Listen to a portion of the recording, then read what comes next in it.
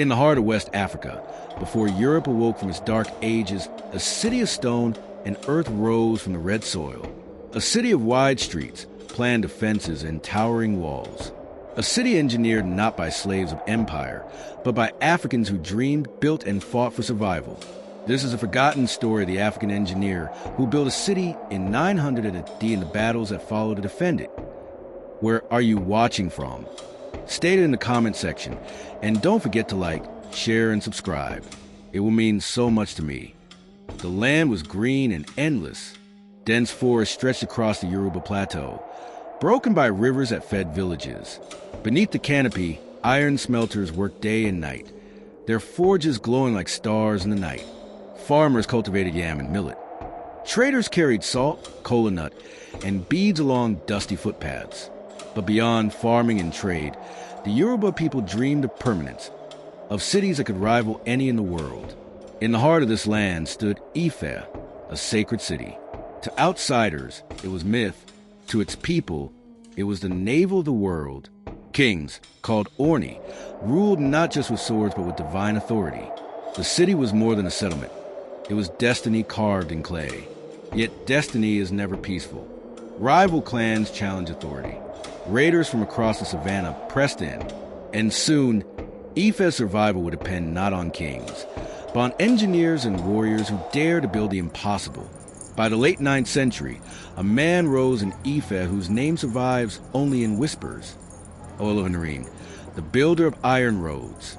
A master engineer, he was no king, but his genius gave Ife a strength no sword could grant. He designed walls of earth and stone, deep moats, and straight roads that divided the city into quarters. He built drainage systems to resist floods and carved monuments of copper that gleamed under the sun. His vision turned Ife into a fortress of civilization. But greatness breeds envy. To the north, the rising Nupe kingdom eyed Ife's wealth. Traders told tales of its sprawling markets, its iron tools sharper than northern spears, its art so lifelike it resembles spirits. The Nupe chiefs, armed with cavalry, saw Ife as both prize and threat. Raids turned into full assaults. Ife's king, Orni Balafon, called on the engineer not only to build, but to lead. For Ife would not only be remembered as a city of gods, it would be remembered as a city defended with blood and fire. The drums sounded before dawn. From the northern plain, Nupe cavalry thundered forward, horsemen armored in leather, lances glinting. Behind them came foot soldiers with bows, shields, and burning torches ready to reduce Ife to ash. Inside Ife's walls, tension was thick. Women carried water to the defenses. Blacksmiths sharpened spears, sparks flying into the night. Priests cast divination, calling on Arumla, the god of wisdom, for victory. On the rampart stood Olowo-n'irin, not a king, but an engineer who understood the land better than any warrior. He had built hidden ditches lined with sharpened stakes, trenches to trap horses, and towers for archers. As dawn broke, the Nupe charged.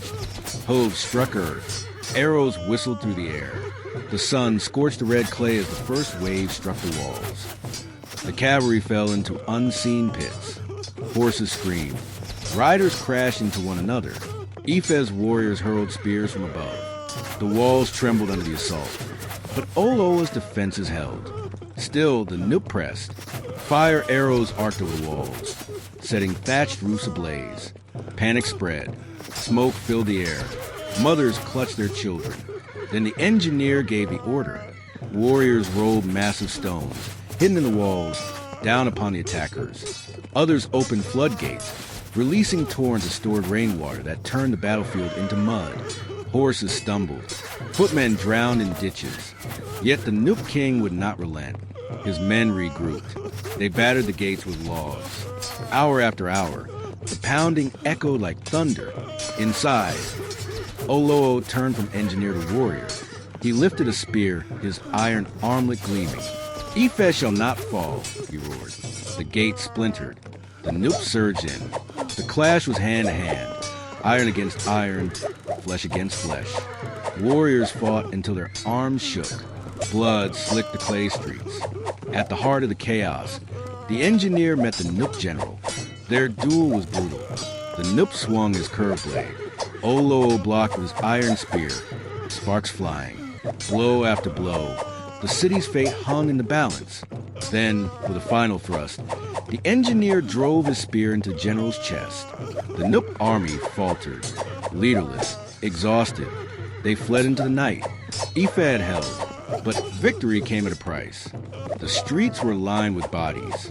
Fires smoldered, and Olowo himself, wounded, would not live to see the city rebuilt. In the silence after the siege, Ife mourned. They buried warriors in mass graves, their names remembered in chants. The king declared the engineer a hero, a man who built not just walls, but the destiny of a people. In the centuries that followed, Ife became the heart of the Yoruba civilization. Its art, cast in bronze and copper, stunned archaeologists 1,000 years later. Its urban planning influenced cities across West Africa. European explorers, arriving centuries later, could not believe such sophistication was African. They claimed outsiders must have built it. But the truth was simple. It was a genius of Africans like Olowo-n'irin. The Nupe raids would continue for generations, but never again would Ife be caught unprepared. The city became legend, a place where gods walked with men, where an engineer's vision shaped an empire. Empires rise with fire, but often end in silence. Yet cities, when built with vision, outlast the graves of kings. Ife's walls are worn, its heroes forgotten, but its legacy whispers still, from bronze faces buried in the earth to the streets we walk today. If this story moved you, subscribe to Whisper the Past for more forgotten African legends. The past is not silent. It waits for those who listen.